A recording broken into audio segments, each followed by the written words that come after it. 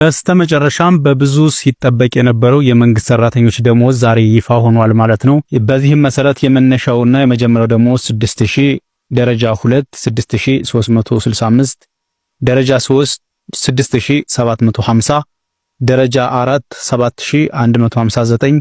ደረጃ 5 7589፣ ደረጃ 6 8029፣ ደረጃ 7 8478፣ ደረጃ 8 11500፣ ደረጃ 9 12565 66 አይሚን፣ ደረጃ 10 13732፣ ደረጃ 11 14983፣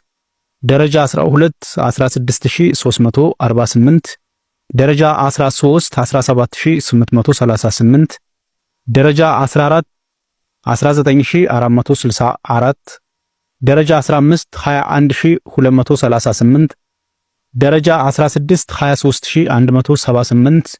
ደረጃ 17 25285፣ ደረጃ 18 27589፣ ደረጃ 19 30086፣ ደረጃ 20 32809፣ ደረጃ 21 35778፣ የመጨረሻውና ትልቁ የተነገረው ከዚህ በፊትም ደሞዝ